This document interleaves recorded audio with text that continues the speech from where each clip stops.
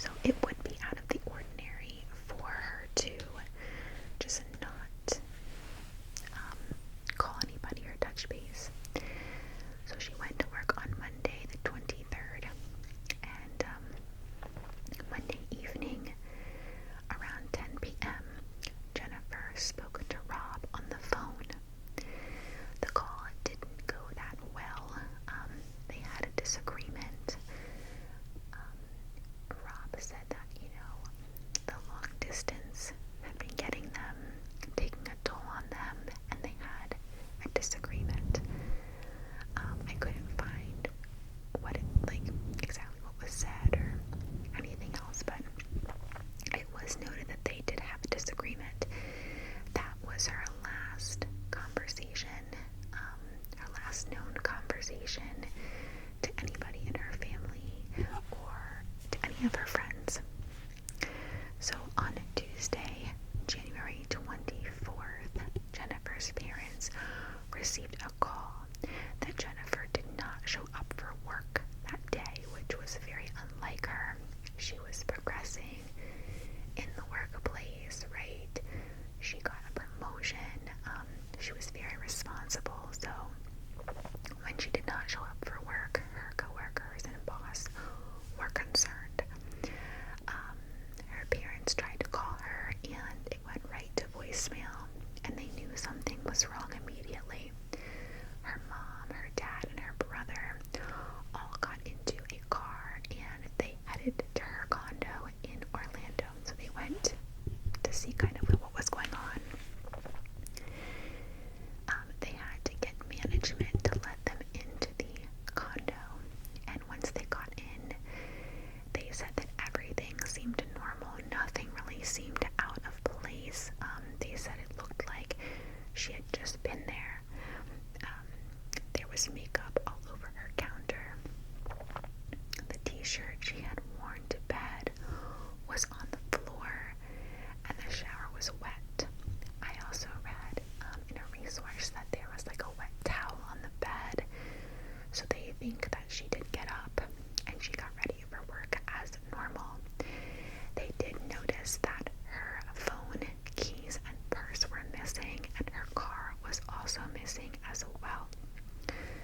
They did call the police, and the police came, but as a lot of other cases I'm sure you are aware of, they came in, they concluded that Jennifer likely got into an argument with her boyfriend and would show up later. She just maybe was letting off some steam, something of that sort, but they didn't really think anything of it at that time. So by the end of the day, there was still no sign of Jennifer. 2 days after she went missing, her black Chevy Malibu was found in another condo complex parking lot that was only 1 mile away from where she lived. So that's very close. So, her family members were thinking, that's a good thing. We found Jennifer's car. Maybe we will find Jennifer. They opened the trunk, and Jennifer wasn't there, and nothing had been stolen from her car. There was no evidence of a struggle at that time. So detectives ended up reviewing the surveillance footage video of that complex to see if they could see Jennifer or somebody she may have been with, and they did see a person parking her car around noon on the day that she went missing. So as we know, she did not show up for work. So this is about 12 p.m. on that day.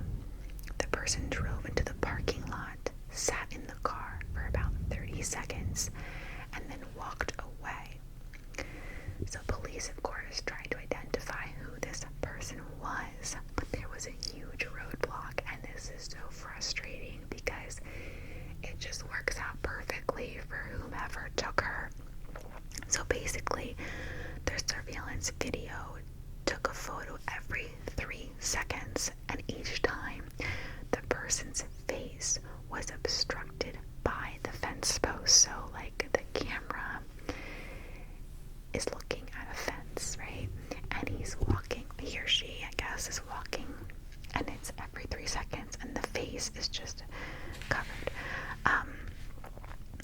don't see it in this resource that I'm reading currently, but I did read somewhere that it was a shorter person. They're thinking that it probably was a male, like a short, like I want to say, like, don't quote me on this, but like 5'3", 5'4", like it was like a 5'4", like a shorter person. They could detect that from the surveillance footage. You know, and so basically we know Jennifer lived in this condo complex. It was reported by Jennifer's parents that Jennifer did complain to them about the workers at the building who occasionally made her feel uncomfortable. So the condo complex, I guess, was having work done, construction, and there were people there all the time doing work kind of by her condo. Some of them had done work in her condo 1 week before she disappeared. So I also read a source that said because there was this construction being done, there weren't really a lot of like neighbors around. I think that they were kind of building and expanding, and I don't necessarily know if there were a lot of people living in this condo complex at the time. So that is pretty much all the information that we have about it. Jennifer goes missing. They think that, or they thought that at the time, that she like locked her door to leave that morning and then was like kidnapped. We know that her car was seen at a nearby complex, so, and by some strange person who no one could identify. So where's Jennifer? Where is Jennifer? So let's go on to some theories, and then also I'll talk about any updates as of currently. So 6 months after she disappeared, they kind of developed a theory about what happened. And here's what that detective said. He said, I believe Jennifer got ready for work. She showered, got dressed, went outside of her condo, locked the door on the way out, and made it as far as her car. And after that, I believe that she was abducted. So that was kind of their theory. Her family and friends still gather, and they still have hope that Jennifer will be found.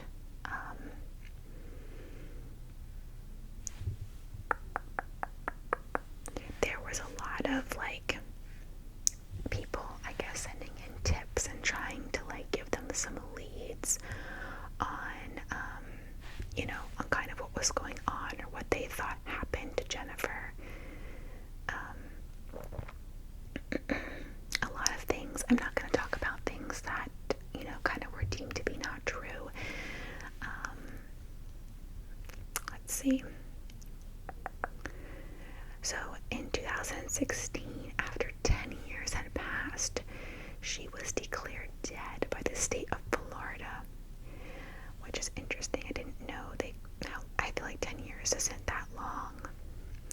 So the Kesse family kind of took the matters into their own hands. They actually sued the Orlando Police Department for a copy of her case.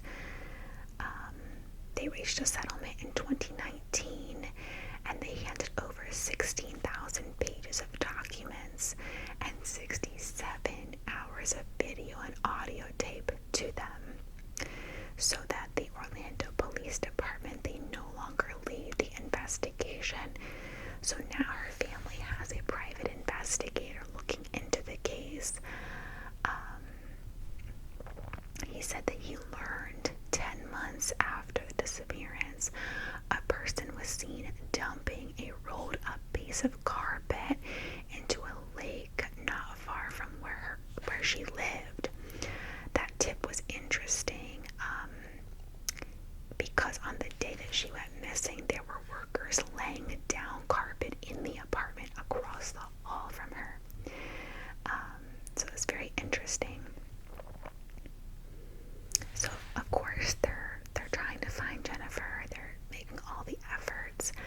In 2019, police came out with a dive team to search the lake, where they said that the piece of carpet was dumped. they spent 2 days, not one, but 2 days, 2 days searching, but they unfortunately did not find anything. They want to try and find that carpet to figure out, what was in it, being that it was rolled up and dumped off. Her private investigator has a new theory on what might have happened to Jennifer. Based on interviews with people who lived at the complex, he believes that up to 10 constructive workers were living in an empty apartment just across from Jennifer's. He said it could have been one or more of these workers who abducted her. Her family has not given up hope. They want to find out the truth about what happened to their daughter, and I think we're at 17 years now. I did find this other article that talks about any updates. Let me see. So they have all these files and they're trying to kind of play catch up with them. Let's see, they have every file. They said here the officer came and looked around for 30 seconds at that original call and said she probably had a fight with her boyfriend and she'll be back, and he walked out. So they're not happy with how the police handled this situation.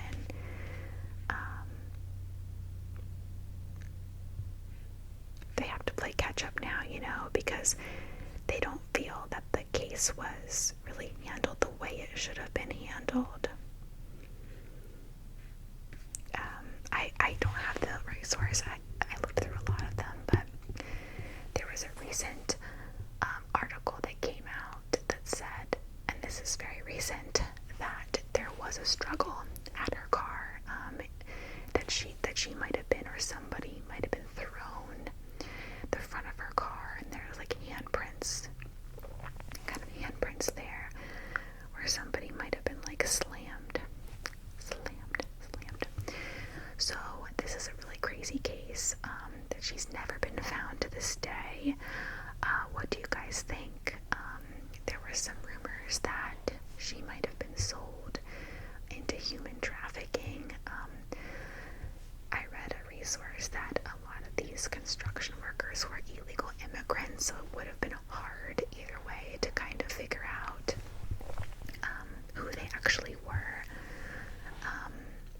There was one tip that came in 10 years later of some woman, and she worked at a jewelry store, I believe, and she said that this woman came in who resembled Jennifer she was with a man that had dreads, and he was very close to her, and I can't remember specifically. I think that she asked if she was okay or something, and she screamed or something, and they walked out, and she got in the car with him, and it was strange because she remembered that from 10 years prior, but she did not call the police at the time, so that's obviously fishy.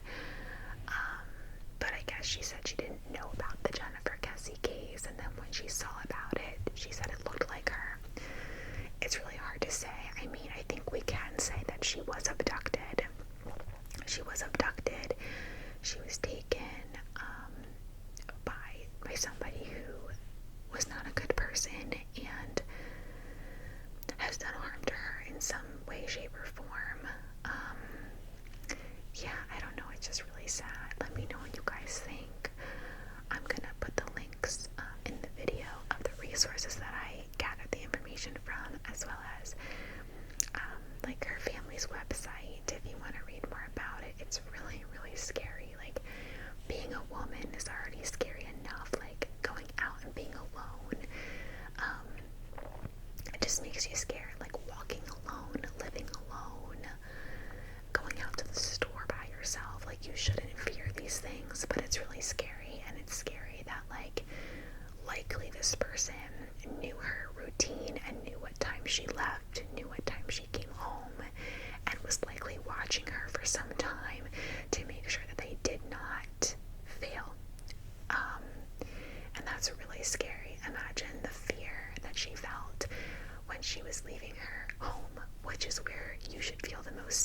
at your home, and she's leaving her home, and she gets abducted. It's really terrifying. I really hope that there's some closure in this case. Eventually they find something. I just don't even know. It's really sad.